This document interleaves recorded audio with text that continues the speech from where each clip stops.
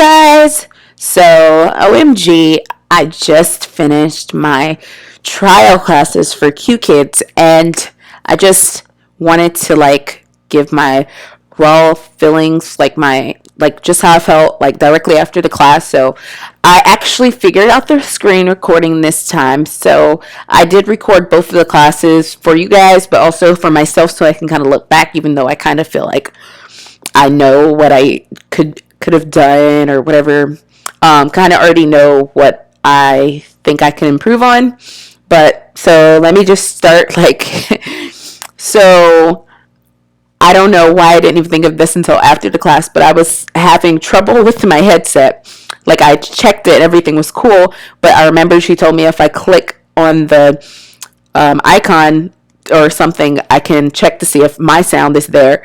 But when I try to cut it off, I could not find it. Now that I'm thinking about it, the words are white, so it's probably my white background blended in there. But I couldn't find it at all, so I had to go through the class with echoes for both classes. And yeah, so that was really weird to get used to because I didn't expect that to happen. So the first few minutes of my first trial class was a little weird and awkward, and I was being like, because I was trying to type in the comments like my thing isn't working, I can't find my echo, but I couldn't, the text would never come up. And now that I think about it, I don't even know what was going on. I think I was just a bit frazzled because I was just nervous, which is normal.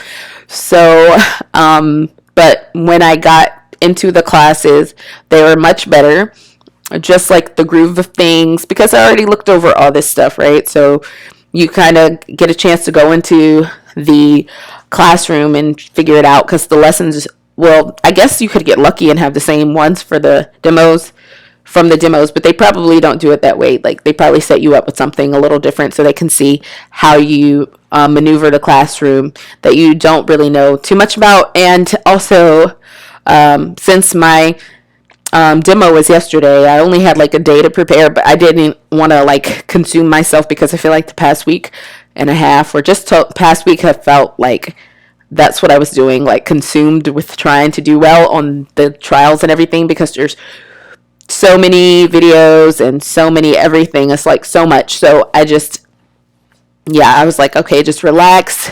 The person's not going to be in there. They're just going to review it afterwards, but I still kind of was a little nervous. And then I guess what was a little weird for me though was I expected all the students to be in there when I came, and they were kind of straggling it on in, and so there might be one student and I'm like, hi, and then my echo, and then couldn't type, and then I was just everywhere at first, and then another one pop in. And so anyway, I actually think I might have started the first class a little early. I tried to not, but I was just frazzled by the whole echo in my ear. But as it went on, it was pretty easy. And on the second one, I was used to the echo by then. So I did have a 10-minute break between the two, which is good, because I brought my water because literally my throat hurt so much. And that was 2 classes. So, it's funny because, I'm a teacher. I'm used to talking in a class. So you would think you're projecting more there, but I guess I don't know what it was that it made it even more, I don't know, stressful on my vocal cords. But I think that just comes kind of with the territory. Plus, I've been on a vacation for the past month, because of the coronavirus. That's a whole other video. So I told you I've been in China, so I just escaped, and that's why I'm doing teaching here. Anyway, so if you're interested in that, leave a comment below and then I can expound. But yeah, so that was a little interesting.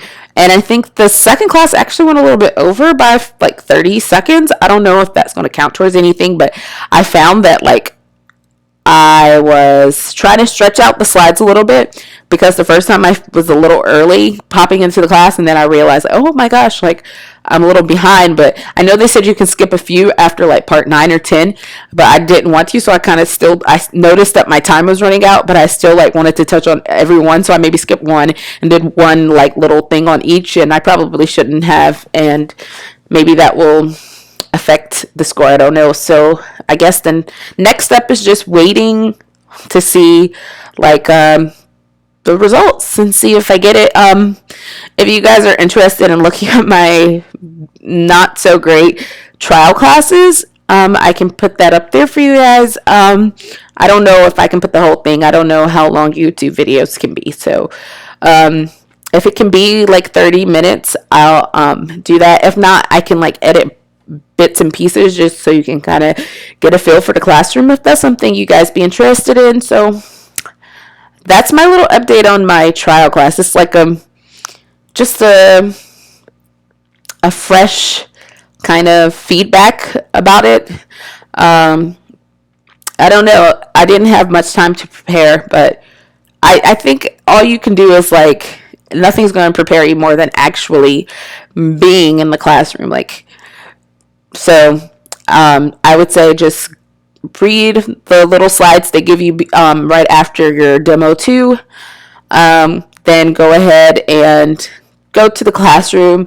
I didn't want to do mine at after the demo last night because I was tired and I just wanted to breathe and be happy that I finished that part. So I just went in there a few hours before and just looked at everything. I even wrote some notes, but I found that I didn't even look at them, but maybe it did help me just knowing, because I mean you could print this off because it's okay. So before you even enter the classroom, when you click the class that you have, there's like this whole like what is it called? I can't think of the word right now, but it has the bullets all the way down and tells you like the class objectives. So that's essentially what that is. Like, for example, identify 6 locations and combine present continuous with locative adverbial. Makes more sense if you just see the examples. But yeah, so I thought that I was going to have a sneaky little look here, but I was going to slide it here like this, but I never needed it. It would have been too distracting. And once you're in the class, you're in the groove of it. So it kind of is okay. You don't really need it. But it was nice to have that in my mind, what the objectives were. So just definitely look over the overview. That's the word. Look over the overview and then enter the classroom and then kind of have that in your head, like what is expected of you and what you're trying to get out of the student. So, well, I hope that gave you like a perspective of like how the trial classes went. Actually, like I know other companies, like I work for VIP Kid, well, kind of, but it's only like 25 minutes, and the last time I taught was like 2 years ago. But this, I was a little worried, like maybe it will feel like a little long, but because it's 30 minutes, but kind of everything's all wrapped in one, like the evaluation, everything. You don't even have to type anything after class, really. So the 30 minutes flies by. So I could see how it'd be easy to like lose track of time with the pacing. So definitely keep glancing up what I did personally, because you kind of got to figure out what works for you. But what helped me is because they have like little stages, some like little buttons at the top, like the first one, it's like 0, that's when the hello screen, then 1 is like the intro, and then it has like all these, and it can go like from 10 to 14, maybe more, I don't know, I've never seen quite more than that, but what do I know, I haven't been working there. So what I did is I had like 13 bubbles, and I knew I had to get through by 28 minutes I should be like at my last screen. And so I just like divided it like by the 6th slide I need to be about 14 minutes in, and that helped me to pace. But whatever helps you, like if you want to pace every single bubble, like at 2 minutes I need to be at 1, and like everything like that. So just decide what works for you, help you with pacing. Maybe you could use a timer or something like that, but they have a timer up there for you. So it's like they really thought about everything. Like from what I can see, from what the little bit I know of them, it's like really impressive. Like you can tell that, you know how sometimes like even in certain things like government or whatever, like people are making rules or designing things without the workers in mind. You can tell that's not the case here. Like you can tell it's made by a teacher, and everything's really intuitive, and like they made it so you don't have to think, like just your job only is to teach. And so that's what I really appreciate about them so far. So I really hope I can get it, because like, some other competitors might ask for you to like do like, say no lesson planning, but you need like tons of props, and I guess you don't need that, but that's kind of what the vibe is that they give you. But with this, like, even at the minimum, just you teaching from what they give you is more than enough. Like, use your face as a prop and just be really, energetic, but that's enough. Like, you don't need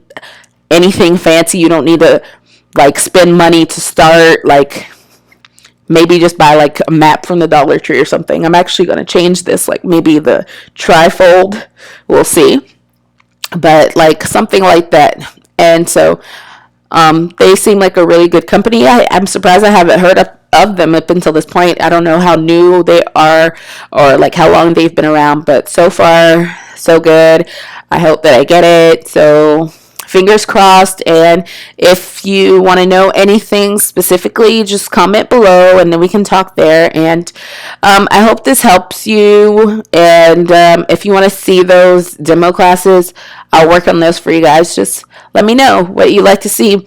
And like, subscribe, share, and that's all. Happy teaching, everyone. Bye.